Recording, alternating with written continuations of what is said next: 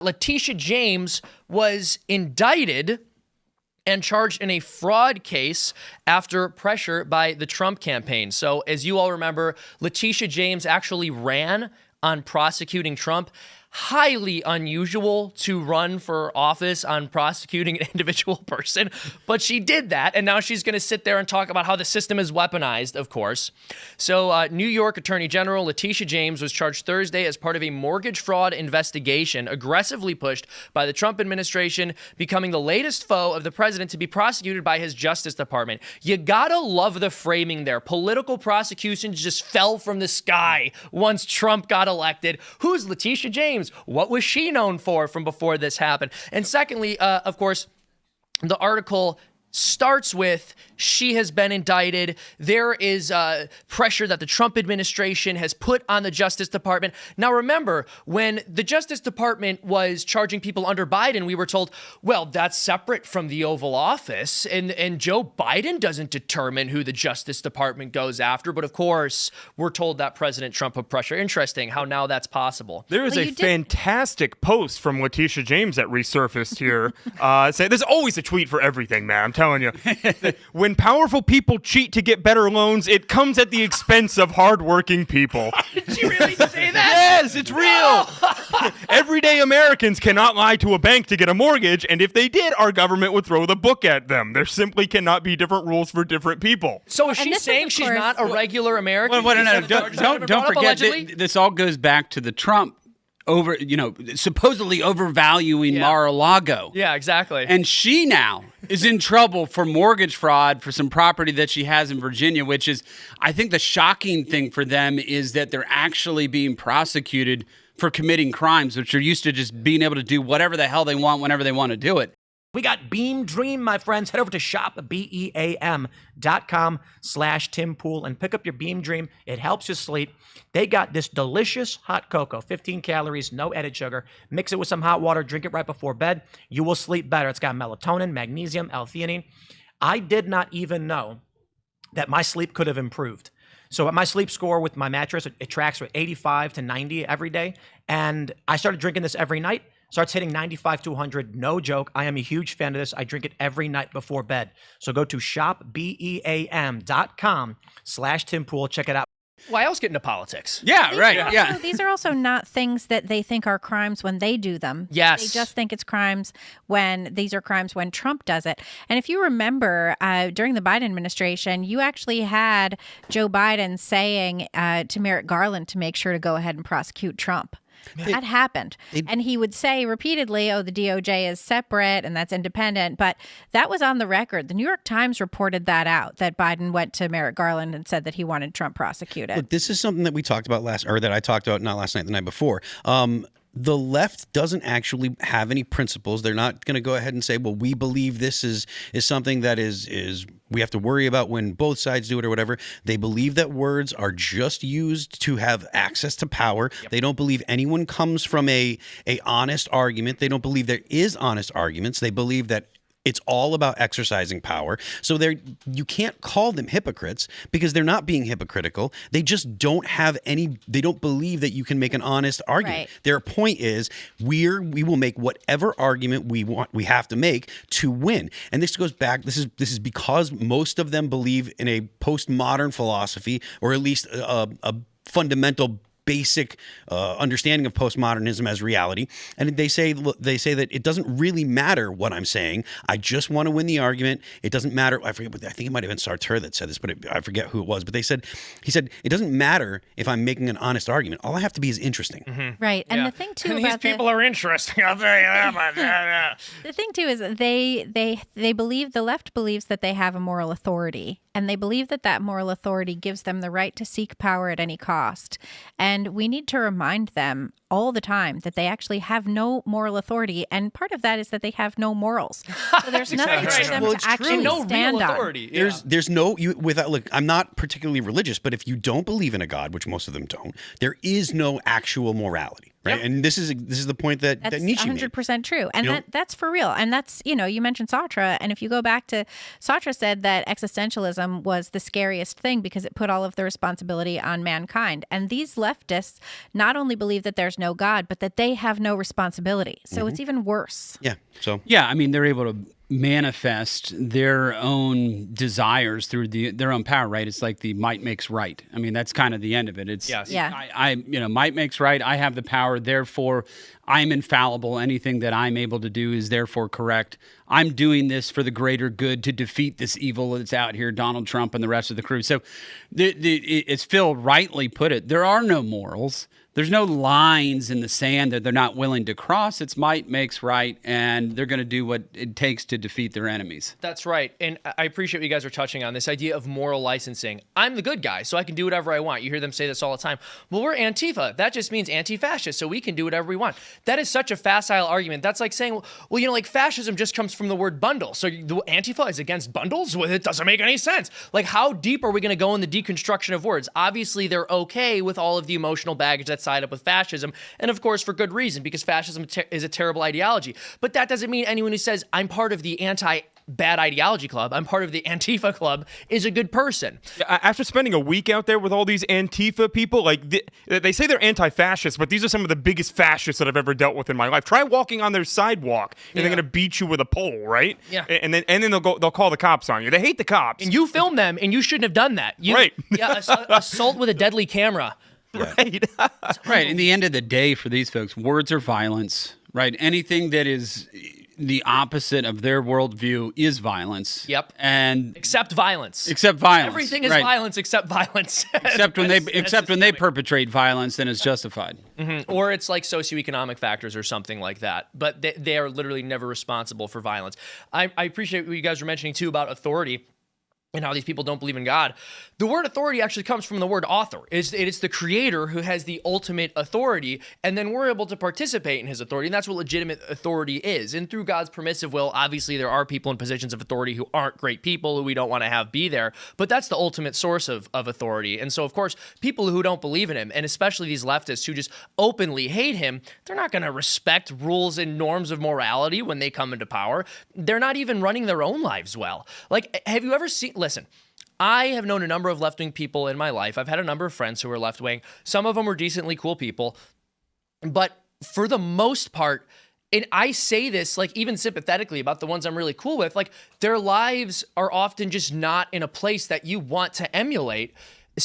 On rare occasions they are, but for the vast majority of circumstances, it's like you're someone who isn't even in control of your own life, and that's why you want to control everyone else, right? I think it might have been Augustine who said this, that it's like it's harder to conquer yourself than to conquer the world. They can't conquer themselves, and they're not even trying, so they just have to go try to control everything else. Well, part of that is that they worship themselves. Yes. Yes. And they think that the self is a god, and so that's what they worship. To that point, like there's a lot of people that would call themselves Satanists, but really what it is worship of the self. That is Satanism, That actually. is- That's a deeper level, so that's it what I'm comes saying. back around to. Yeah, that's what I'm saying. If you look at the you look at abortion ritual that the Satanic Temple put out, it's all about like, oh, I'm more important than the baby. Yeah, like the Satanists have a saying like do what thou will but harm none or whatever, but they believe that revenge is okay and et cetera. And that's something that you see a lot in Antifa. A lot of them wear, pentagrams or the goat and stuff like that. And look, I mean, I've been in a metal band for 20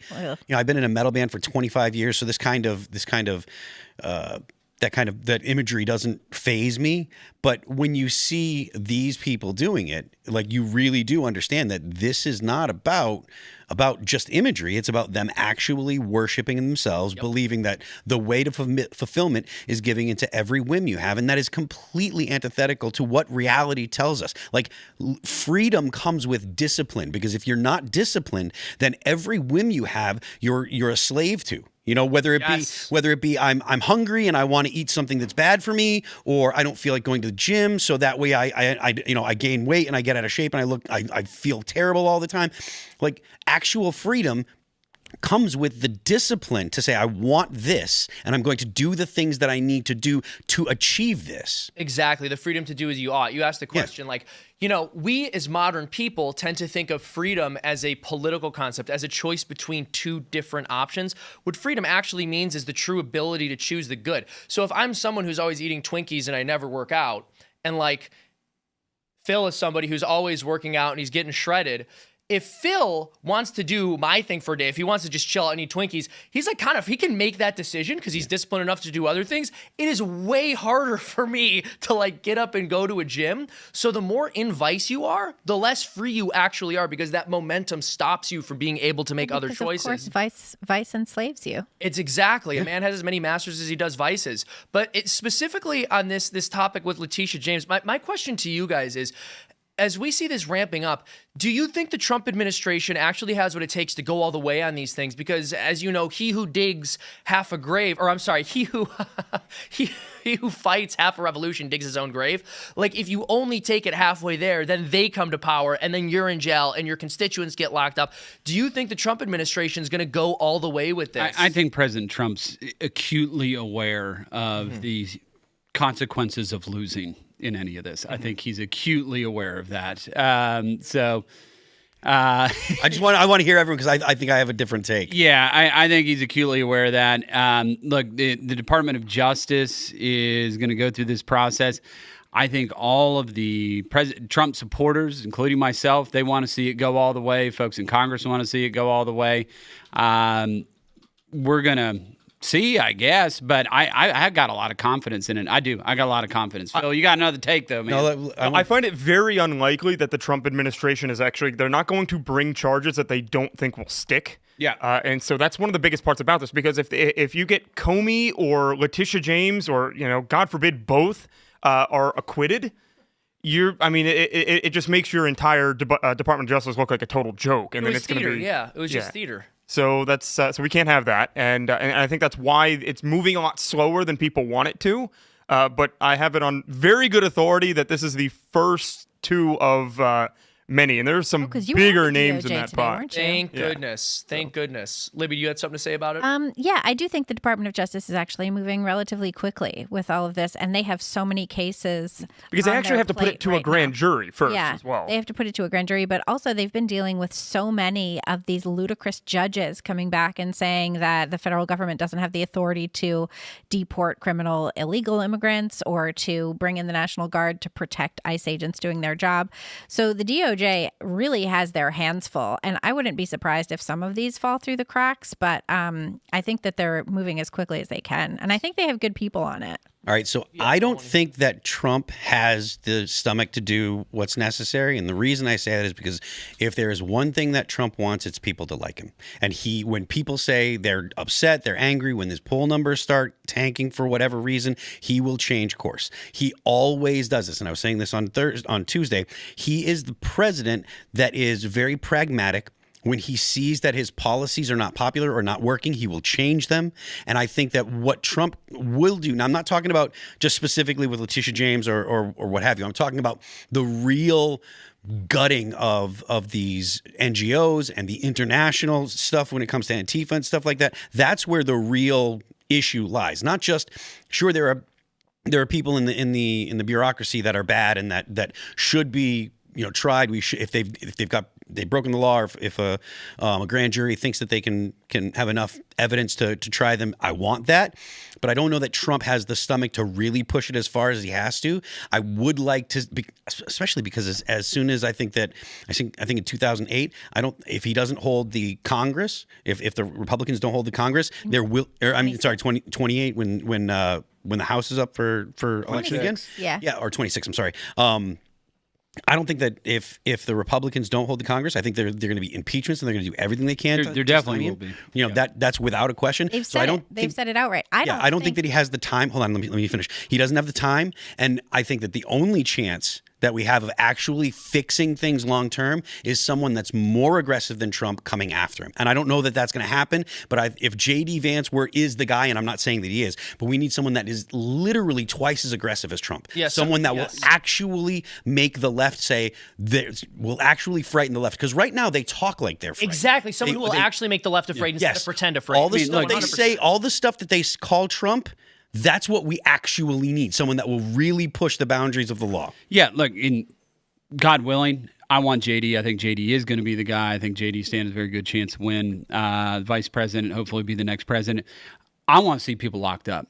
I want folks locked up. I'm tired of just our side getting locked up. That's right. For just made up stuff. When you have real things here, like this Russia collusion hoax, that's why they got Comey indicted over here. Someone's got to go to jail over this. And I think the voters, the base, we all want it. Members of Congress like myself, someone's got to pay because this is not right. And you know what, guys? Anyone who thinks this is too far, how could we be indicting a politician in the United States? Let me tell you a story. For those who haven't heard me talk about this before, there was a gentleman by the name of Mark Houck. He's a family man, pro-life activist. He was protesting outside of an abortion clinic, and this vulgar, obscene older man started making sexually charged comments at his 12-year-old boy. So he pushed this man away. The Soros-funded prosecutor in that area said it was a nothing burger, said that they weren't going to go after him, said that there was nothing there. The juice wasn't worth the squeeze. It wouldn't be worth the car ride to his house. Okay, then after Roe's overturned, what does the Biden administration do? A year after this happened, they charged this man with a violation of the FACE Act. They sent a SWAT team to his house in the middle of the night to arrest him and drag him out of his home.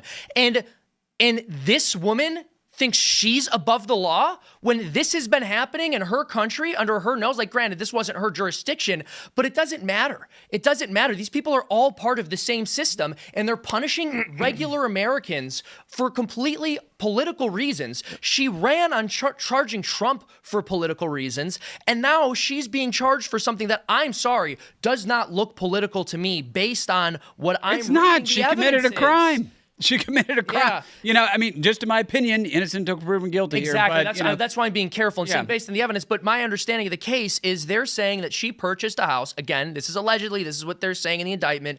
They're saying she purchased a 3-bedroom home. She said that it was a second residence so that she could get a lower interest rate on it. But according to the indictment, they're saying that she was renting it out, something like that. She wasn't actually using it as a residency is the point. And so they're alleging that there was fraud. Oh, and she that's not like a political thing, dude. That's like fraud's not legal.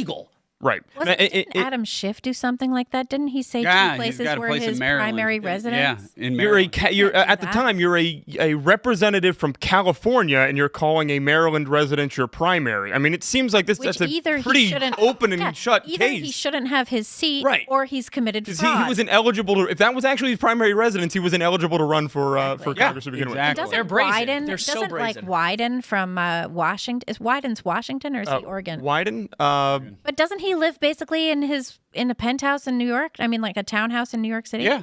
Yeah. Wyden? And doesn't he have like 2 other addresses as well? He has a place in Oregon and he has a place in D.C. In D.C. Yeah. Like, where does he actually live? Because I posted something about Wyden being a doofus on Twitter.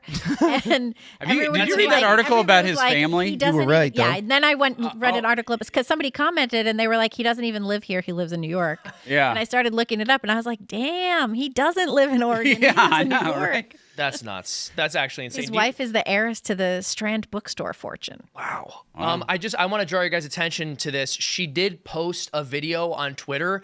I was watching it a little bit earlier. There's something, I'll just be honest, there's something unsettling about it. Like, if she didn't share it, I would think it was AI or something. It's really weird. This is nothing more than a continuation of the president's desperate weaponization of our justice system. He is forcing federal law enforcement agencies to do his bidding, all because I did my job as the New York State Attorney General. These charges are baseless, and the president's own public statements make clear that his only goal is political retribution at any cost. The president's actions are a grave violation of our constitutional order and have drawn sharp criticism from members of both parties. Yeah. His decision to fire a United States attorney who refused to bring charges against me and replace them with someone who is blindly loyal not to the law, but to the president, is antithetical to the bedrock principles of our country. She thinks she's above the law. It sounds This is like. the time for leaders You mean on the both Biden U.S. sides of the attorney aisle didn't want to charge you, and he to appointed speak out his... against this blatant Yeah, that's what it perversion means. of our system of justice. This Justice. I stand strongly behind my office's litigation against the Trump Organization. We conducted a 2-year investigation based on the facts and evidence, not politics. Judges have upheld the trial court's finding that Donald Trump, his company, and his 2 sons. Hold on, I got it. She talks like William Shatner in Star Trek. She sounds like she talks like Captain Kirk. She's like, justice in this country must Are liable for be fraud. protected. I'm a proud woman of faith. Ah, And I know that faith and fear cannot share the same space. And so today, Final I'm frontier. not fearful. I'm fearless. And as my faith teaches me, no weapon formed against me shall prosper. she will Which fight version of these baseless charges ChatGPT did she aggressively. use to write this? And my office will continue to fiercely protect New Yorkers and their rights. It's insane. And I will continue to do my job. What, She this literally is such ra- a she weird like ran on CW getting drama on Trump. monologue. I don't know why Yeah. she's talking that way, dude. It was bizarre. It was She bizarre. ran on finding some way to prosecute. She Donald literally Trump. ran on that. Literally, like not like openly. There was There's no nothing secrets. subtle. Yeah. There was nothing subtle. It was like we're gonna get Trump. Yeah. And now to say stuff like this, it's insane. Dude, that lazy eye was getting to me that entire time, too. I didn't even know she had that thing, but I don't want to make fun of her for that, but her. I'm going to make fun of her for everything. I hope that they've got a 4XL jumpsuit waiting for her. Set one aside. It's Big Tish. it just it bothers me so much knowing that you can just go look at her campaign. Well, She was openly saying, I will use the Justice Department to get Donald Trump. And then when you get into the details of the case that she had against him, this is because this was the Florida one about the value of the Yep. yeah, like the bank went on record saying, no, we would do business with the Trump Organization. Again, we made money. We went into this knowing full well what the situation was. The Trump Organization, these are all sophisticated actors. They all have agency. They all know the business very well. Everybody involved was completely happy with the transaction. And then Letitia James came in and said, we're going to basically erroneously or illegally value the house, the property, like $100 million less than the surrounding properties. Yeah. And we're going to prosecute on those. It was insane. So right after the election, I was in Mar-a-Lago with Trump, and he was talking about this. He's like, you see the chandelier here? It's worth more than the valuation that they're talking about. This chandelier alone is worth more than what they're talking about here. Thanks for checking out this clip from Timcast IRL. Make sure to watch the show live Monday through Friday at 8 p.m. Subscribe to this channel, and we will see you all there.